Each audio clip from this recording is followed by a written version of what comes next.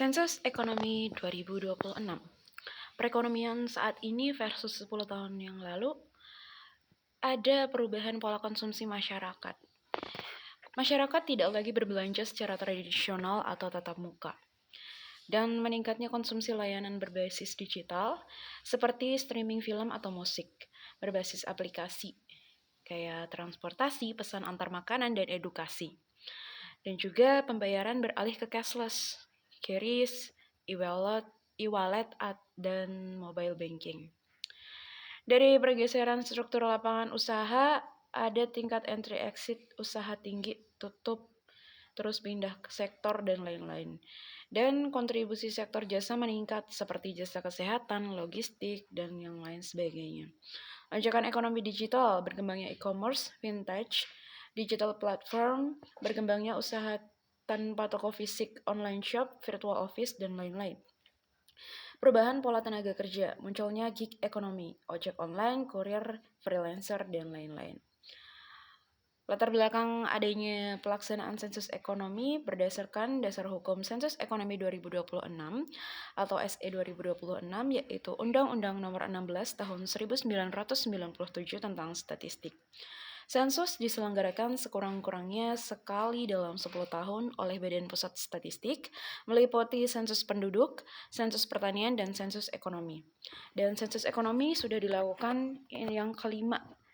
Yang pertama 1986, yang kedua 1996, yang ketiga 2006, yang keempat adalah 2016, dan sekarang sensus yang kelima yaitu 2026.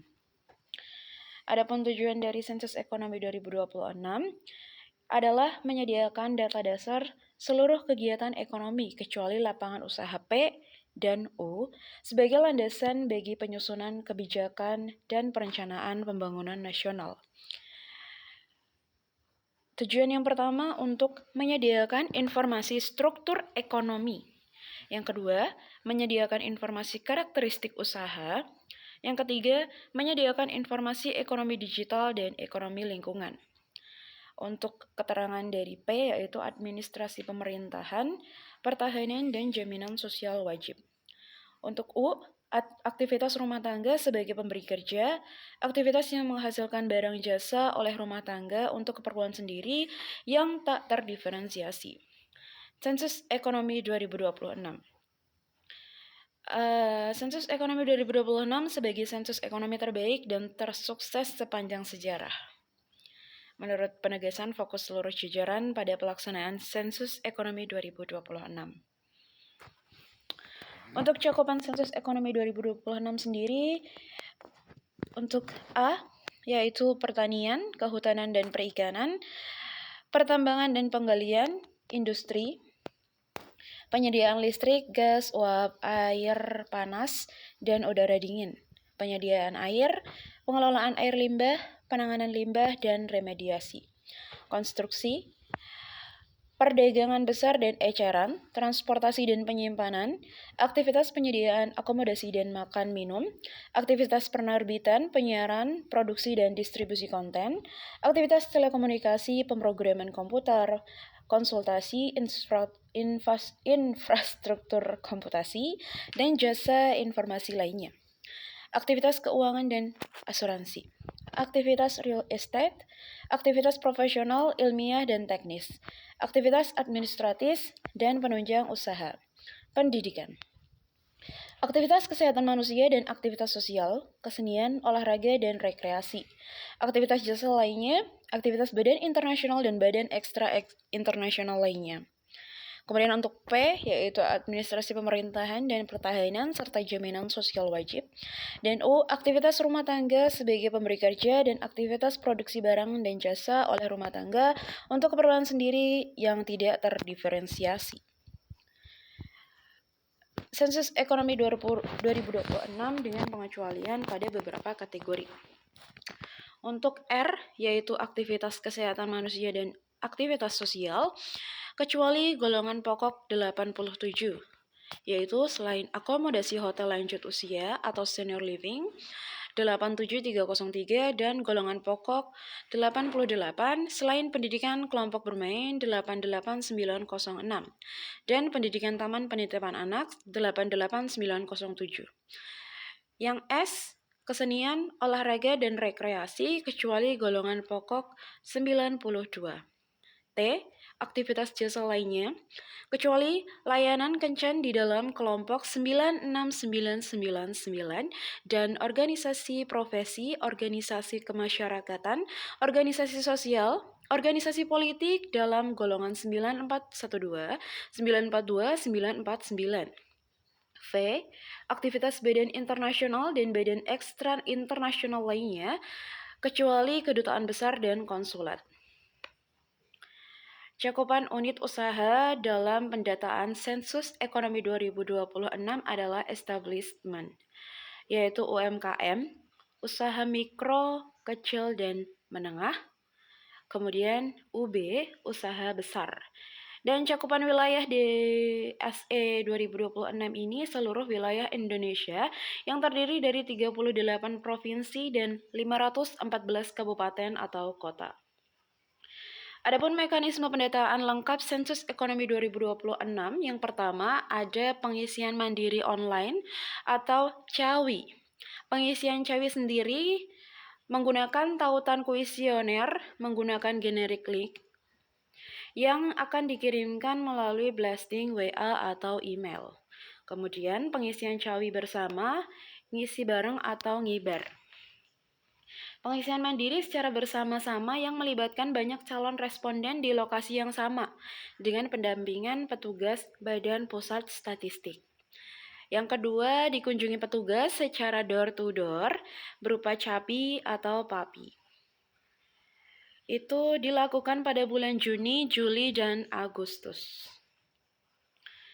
Adapun informasi yang akan dikumpulkan dalam pendataan lengkap Sensus Ekonomi 2026, yang pertama adalah detail usaha atau direktori, nama perusahaan, alamat lengkap, kecamatan, kelurahan atau desa, nomor induk berusaha atau NIB, status badan usaha, kegiatan utama dan sektor usaha, KBLI, produk utama, jaringan usaha. Karakteristik usaha, jumlah tenaga kerja, penggunaan internet, aktivitas lingkungan, kegiatan ekonomi kreatif, kepemilikan sertifikat halal, kepemilikan izin BPOM, keterlibatan program MBG, keterlibatan dengan koperasi desa atau kelurahan merah putih, KDK MP. Kemudian yang nomor 3 adalah data ekonomi. Nilai pengeluaran perusahaan pada tahun 2025 dalam rupiah, nilai pendapatan perusahaan tahun 2025 dalam rupiah, dan nilai aset perusahaan 31 Desember 2025 dalam rupiah. Kemudian yang keempat, data sosial keluarga, keterangan perumahan, keterangan kepemilikan aset, dan keterangan anggota keluarga. Apa aja sih yang baru di Sensus Ekonomi 2026? Yaitu teknologi informasi. Nah, penggunaan dari big data dan data administrasi untuk prelis usaha. Kemudian yang kedua menggunakan geotagging untuk merekam lokasi usaha dan Gen AI untuk menjamin keakuratan penentuan KBLI usaha. Kemudian ada chatbot untuk menjamin kecepatan layanan terkait pertanyaan tentang Sensus Ekonomi 2026 dari responden. Yang baru di SE yang non-IT. Kalau tadi kan IT berdasarkan teknologi informasi. Dan sekarang untuk yang non-IT. Untuk proses bisnisnya Sensus Ekonomi 2026 menggunakan yang pertama adalah early engagement. Perusahaan UB dan UM, usaha besar dan usaha mikro, diberi akses lebih awal untuk mengisi data prelisting via email atau WA sehingga mengurangi bottleneck di akhir periode pendataan. Yang kedua, responden oriented, memberikan ruang untuk partisipasi aktif dan kesiapan responden dengan menawarkan berbagai metode pendataan, multimode data collection, integrated validation and quality control, validasi isian, konsistensi cek, secara otomatis dan pengawasan progres harian melalui dashboard. Cakupannya menyeluruh dan komprehensif, dengan menyajikan ketersediaan data struktur ekonomi di seluruh kategori usaha, termasuk bidang pertanian. Komprehensif yaitu tidak hanya menyajikan karakteristik usaha, tetapi juga kondisi sosial ekonomi masyarakat Indonesia. Beberapa rangkaian persiapan sensus ekonomi 2026 telah dilakukan sejak 2024. Berupa uji coba sensus ekonomi tahap 1 dan 2, updating kerangka SBR, publisitas sensus ekonomi 2026, penyusunan instrumen pendataan PODES tahun 2024, FGD dengan KL Asosiasi dan Pelaku Usaha, Rakornis Persiapan Sensus Ekonomi 2026. Kemudian, updating kerangka wilayah kerja statistik itu pada tahun 2025, Geladi Bersih Sensus Ekonomi 2026, kolaborasi sosialisasi literasi statistik dengan Komisi X, publisitas sensus ekonomi 2026, koordinasi BPS pusat dan daerah, kemudian workshop Intama dan sekarang tahun 2026. Rangkaian kegiatan pendataan lengkap sensus ekonomi 2026 di bulan Januari sampai Februari 2026 adalah TOF Intama, pelatihan instruktur nasional. Kemudian Februari sampai April 2026 adalah sosialisasi, pengadaan perlengkapan, rekrutmen petugas, updating SBR atau ground check, Februari sampai Maret, KKD ke KLDI, Asosiasi Kantor Pusat dan Pengelola Kawasan. Mei sampai Agustus tahun 2026, KKD ke KLDI, Asosiasi Kantor Pusat dan Pengelola Kawasan Lanjutan, ngibar atau ngisi barang, pelatihan petugas lapangan, minggu ketiga Mei sampai minggu kedua Juni. Untuk bulan Juni 2026, blast dan pengisian mandiri link Cawi melalui email atau WA, UB Prelis yang memiliki email atau WA 1 sampai 30 Juni, Prelis yang memiliki email atau WA 1 sampai 14 Juni. Kemudian bulan November sampai bulan Desember tahun 2026 adalah penyusunan laporan. September sampai November 2026 adalah pemeriksaan akhir di lapangan dan pengolahan. 15 Juni sampai 31 Agustus tahun 2026, pendataan UB dan UM yang tidak memiliki email atau WA. Pendataan UB atau UM dan UM yang memiliki email atau WA namun tidak mengisi Cawi. Pendataan door-to-door untuk UB non-prelis, usaha mikro dan kecil, serta keluarga. Adapun jadwal pendataan lengkap sensus ekonomi dan petugas serta perlengkapan lapangan. Petugas lapangan sensus atau biasa disebut dengan PPL, petugas lapangan sensus untuk usaha besar atau PPLUB, pemeriksa lapangan sensus atau PML, pemeriksa lapangan sensus untuk usaha besar PMLUB, tanda pengenal diberikan pada setiap petugas untuk dikenakan pada saat pelaksanaan lapangan dan berfungsi sebagai salah satu identitas petugas, serta rompi yang bertuliskan Sensus Ekonomi 2026 merupakan identitas resmi petugas lapangan. Adapun dokumen yang nanti akan digunakan adalah Sensus Ekonomi 2026P. Kegunaannya pendaftaran bangunan dan unit usaha atau perusahaan, baik yang ada di luar lokasi bangunan tempat tinggal, bangunan tetap atau tidak tetap, di dalam lokasi bangunan tempat tinggal atau di bangunan khusus usaha disusun dalam mode CAPI dan digunakan oleh PPL. Yang kedua, SE 2026 PSLS mencatat perubahan SLS atau non-SLS yang ditemukan sebelum pendataan. Digunakan oleh PPL. Yang ketiga, peta Wilkerstadt. Peta WA mengenali wilayah tugas PML, PPL pada level desa atau kelurahan digunakan oleh PML dan PPL.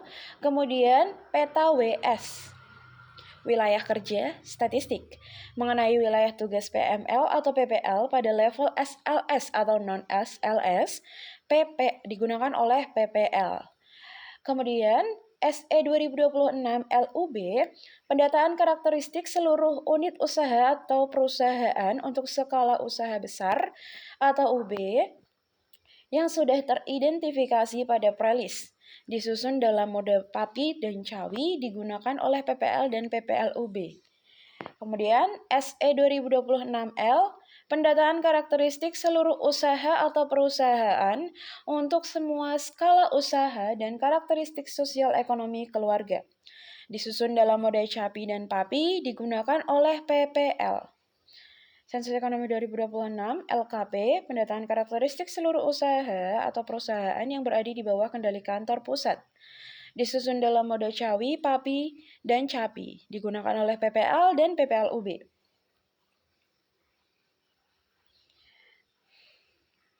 Kemudian, buku 1 Pedoman Teknis SE 2026, kegunaannya pedoman pelaksanaan bagi BPS Provinsi, Kabupaten atau Kota, digunakan oleh BPS Provinsi, Kabupaten atau Kota. Yang ke-9, buku 2 Pedoman Instruktur Nasional atau Instruktur Daerah SE 2026, pedoman pelaksanaan pendataan lengkap SE 2026 bagi Instruktur Nasional INAS dan Instruktur Daerah INAS dan INDA. Kemudian nomor 10, buku 3 Pedoman Pemeriksaan Lapangan PML SE 2026. Pedoman Pemeriksaan Pendataan Lengkap SE 2026 bagi pemeriksa lapangan sensus atau PML. Kemudian buku 4 Pendataan Lapangan Sensus Ekonomi 2026 yang akan digunakan untuk pedoman pendaftaran dan pendataan unit usaha atau perusahaan atau keluarga sensus ekonomi 2026 digunakan oleh PPL, PPLUB, PML, dan PMLUB. Kemudian buku 5 Kasus Batas, Pedoman Kasus Batas dan Penegasan Kegiatan Pendataan Lengkap SE 2026, PPL, PPLUB, PML, dan PMLUB. Sensus Ekonomi Milik Indonesia. Mari kawal bersama langkah besar wujudkan kemandirian perekonomian bangsa untuk Indonesia yang lebih sejahtera. Sensus Ekonomi 2026.